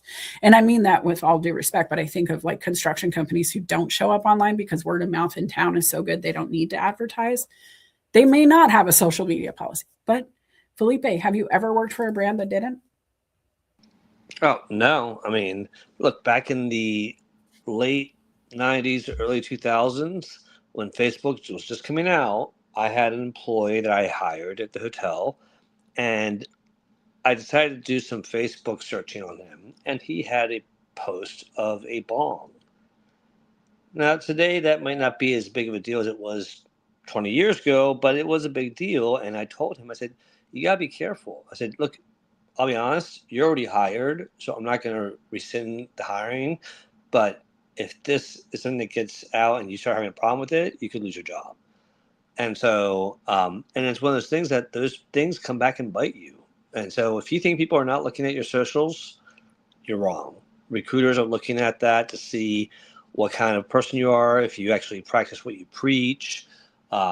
Is there any similarities on your socials, or is one where you rage about topics and go off on tangents that are political and this and that? That might be something that raises a red flag for them. Well, and I'll be honest, the scariest part, guys, is what I said earlier. If we're connected on social, my phone, if I sync my contacts, and they're going to be business and personal when I have contacts, it's going to auto-suggest people on social. So let's say you work for a company, you just log into your own personal Facebook from that work phone, but your boss is in those contacts, it might sync them. And it could be the same with your personal phone. It doesn't matter. But if it syncs and then your boss is getting suggestions of, hey, be friends with Felipe.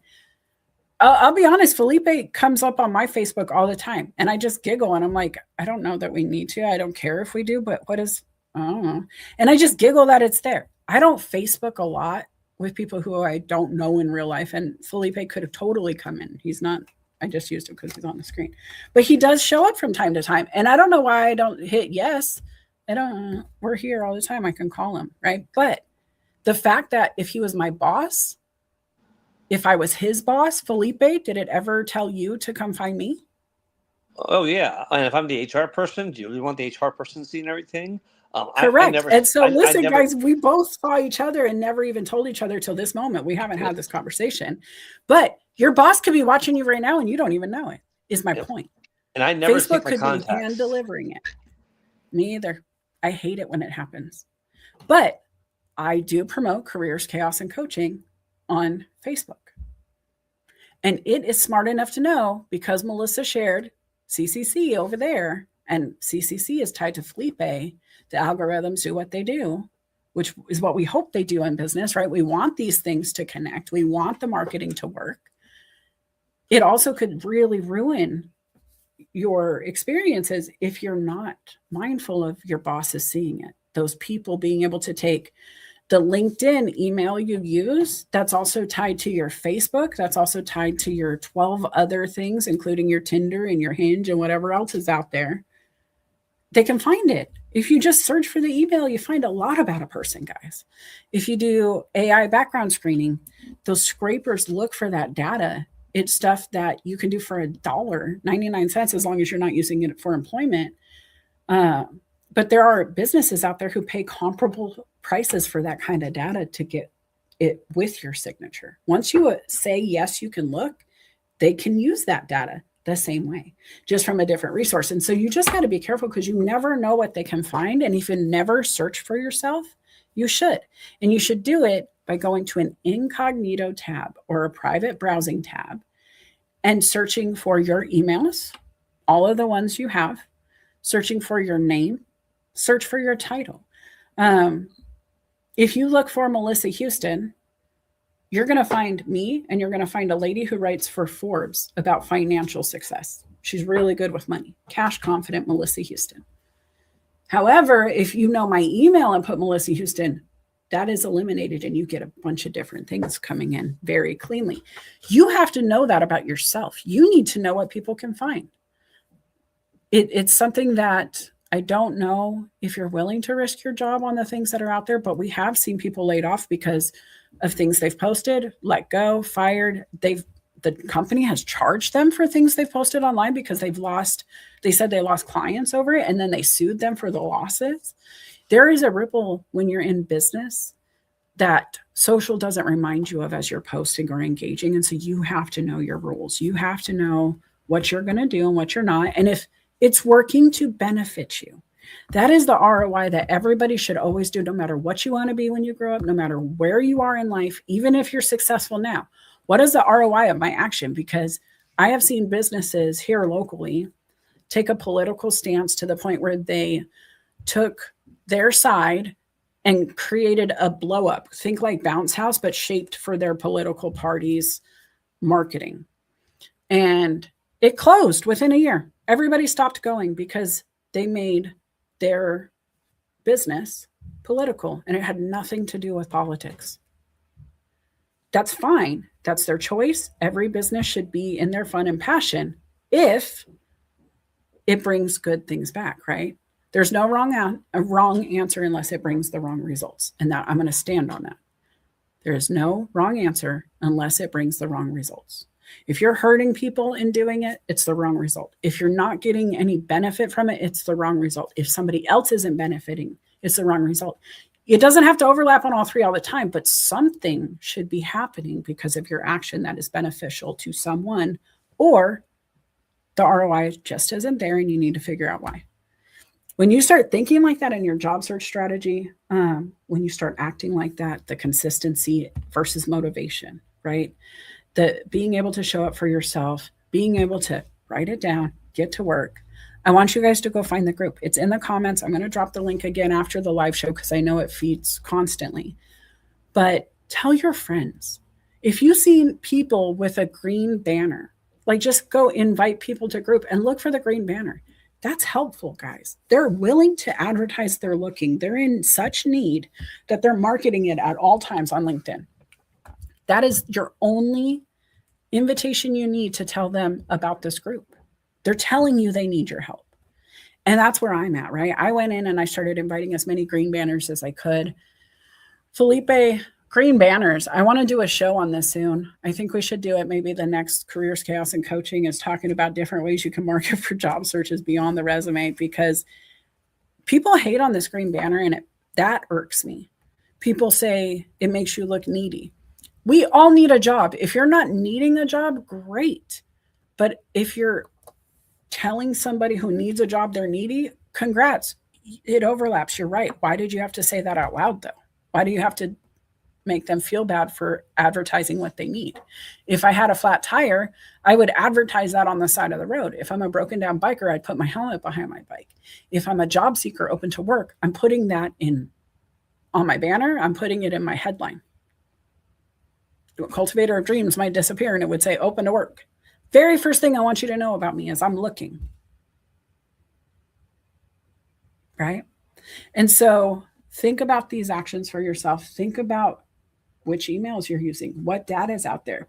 Do you want your employer to know what your first car was? Do you think they're going to judge you? What if they're a Ford guy and you say Chevy? I mean, truthfully, I don't know what the ripple is, but what is the ripple of sharing? You got to know. What is the ripple of writing it down? The actions you're taking. Are you following up? Are you tracking it? I had a client ask me, hey, do you think this job is fake? And so, of course, the first thing I do is, hey, let's figure this out. I'm glad they're asking. And so I had a few questions like, who sent the email? What's the email address it came from? And it matched with what we would have anticipated based on the email body. I said, okay, did you apply for the job? Yep. Okay. I did some research on the company. The email, the company, is there any concern here? And what I found was, no, this is a real business and this is really what they talk about. And it matched 100% with what we expected it to say in the email versus what was online for it to be legit. Quick steps, guys. Take the time. You're not desperate unless you move in desperation. Having your open to work banner is not desperate. It's marketing. And it's very professional, or LinkedIn wouldn't offer it as a professional setting on their professional platform for your professional profile. I will go down fighting this. So turn on the switch if you need the switch turned on. Tell people you're open to work. Post once a week telling people I am looking for a job and these are the roles I'm interested in. I made a Canva image that is comparable to my marketing banner that was like, hey, these are the services I offer. Here's how I can help. Something like this. But instead of it saying this, it said, I'm looking for these roles, right? Instead of it having something like that, it could be something like this where you're just like, hey, business operations, managing director, customer success, open to work. Here are the 3 experiences I want to highlight. Increased value of this, increased revenues here, whatever it was, you could just pop that in. People want flashcards. And Felipe and I have talked about this, but I love calling the profile like your baseball card, your Pokemon card. That's all you get. You get a quick screenshot of what their skill sets are and if you're going to play with them or not. If you're going to throw them down on the table and put them to work and help yourself out. And so create a visual. Create something that gives them that snap that when they do finally look at the resume, when they do finally go searching for you, when they do finally show up, that you are prepared with all of your data and you're showing them you're ready. You're willing to tell people you're ready. You're not scared to scream it out loud, that you are open for work, ready to play. Put me in, coach. Let's go. Felipe, what do you think? We're almost at time. I got to play my song out today, but any final thoughts before we meet up again tomorrow morning? No, just, like I always tell myself and tell everybody else, be confident in the skills you have, be curious about what you don't know and go out there and learn it. Be grateful for what you have and be compassionate to yourself and be tenacious as hell because you got this. Yes. Listen, guys, remember all progress counts. Small bites finish big meals, right? It takes me a long time to get through Thanksgiving, but I taste it all and I go back as long as I need to make sure I make my journey. Same is true for life. Every single small thing you do will make change. So go find the group. It is called Document Then Act, Job Seekers Edition. I shared it in the comments. I'll share it again. It is just the frame up. I wanted it to launch fresh with you. I didn't want you to miss a thing. And so go follow, go invite your friends, go look for those green banners. Please tell others about it, because there's no point in doing it if the ROI is not there. And so I'm saying this out loud. If it does not take off, I'm okay with that. I will take the 1 or 2 people who were excited and do it one-on-one.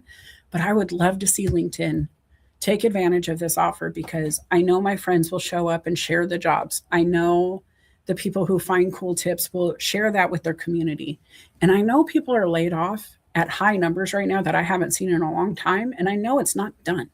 If I'm being fully transparent, I expect the next 6 months to still be a very chaotic wave of mess in business. Growth on some sides, loss on others.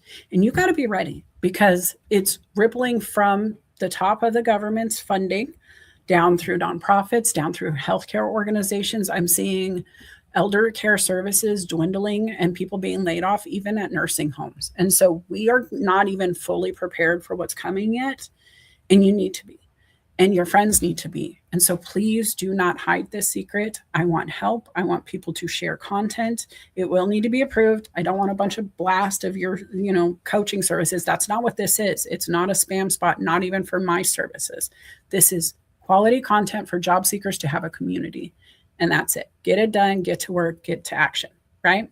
You guys have fun. Felipe, thank you for coming. We're about to play my song out, and then we will see you tomorrow at Careers, Chaos, and Coaching. If you guys need help, please message me or go to documentthenap.com and we can chat.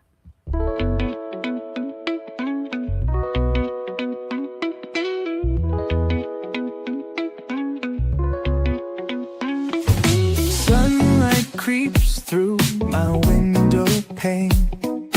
Dreams of stars, now a faint refrain.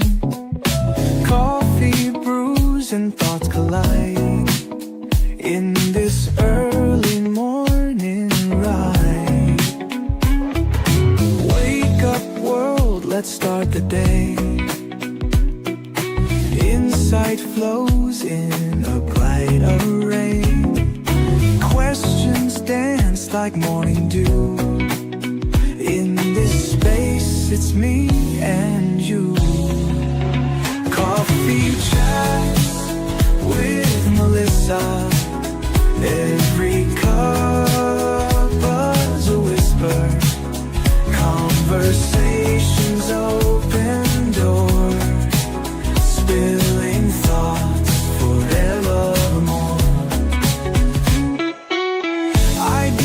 Bubble crisp and bright. Words take flight in morning light. Consult the heart, make it sing. New perspectives on each wing.